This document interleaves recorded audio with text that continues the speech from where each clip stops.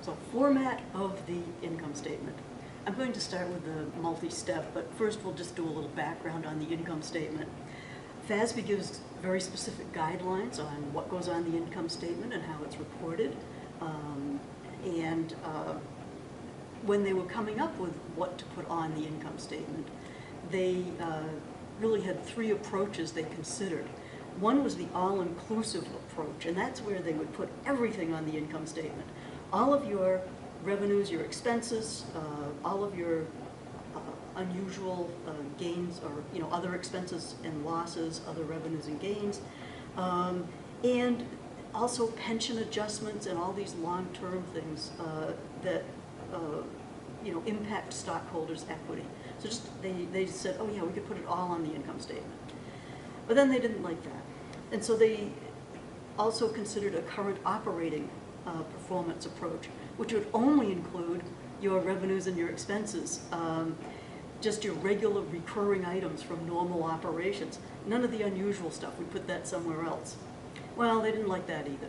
So they came up with the modified all-inclusive approach, which is what our income statement that we use is based upon. So we're including all changes to net assets, except for capital transactions, like the investments by owners and distributions to owners. We're not putting on any prior period adjustments, and we're not putting on some of the changes in net assets. So unrealized holding gains on available for sale securities, we know that those are reported on the balance, on the balance sheet. So in the stockholders' equity section.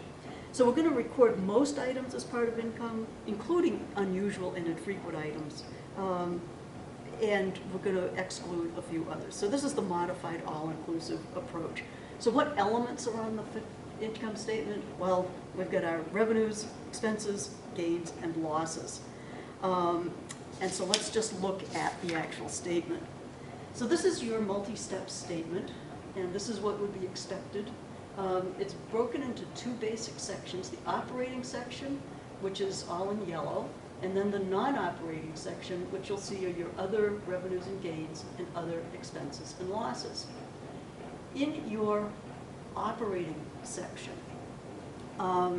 these are sort of the regular operations of the company, and this income from operations is what most analysts will look at and say, yes, this is the most predictive number of how the company is going to do in the future, because that's based on what they do. It's based on what they do.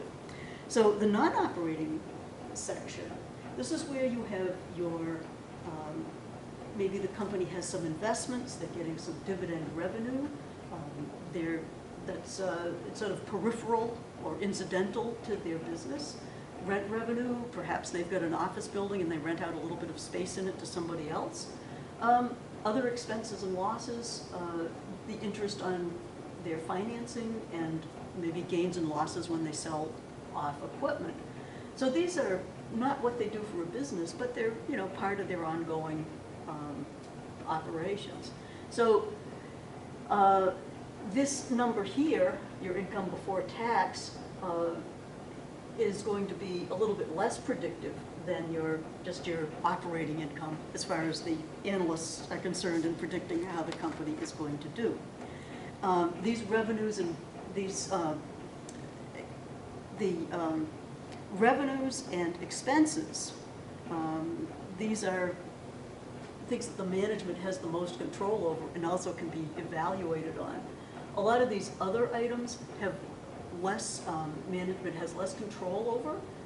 They can't control the dividends that other companies pay or the interest rates that they might be paying, gains and losses. So they're also not as useful in evaluating the management of the company.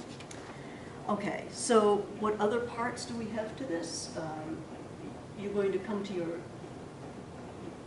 down to your income before tax, and then the income tax will be computed, and that's generally reported as a separate item because it's can be a significant amount.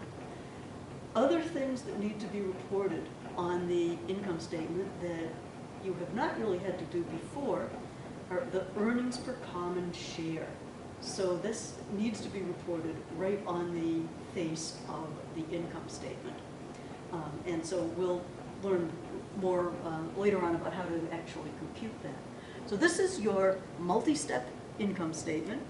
And this is, you'll need to be able to prepare one of these, you know, with it starting at the top with your gross sales, removing your sales discounts, getting to net sales, cost of goods sold, and gross profit. That's really your first section of the multi-step, or the first step of your multi-step.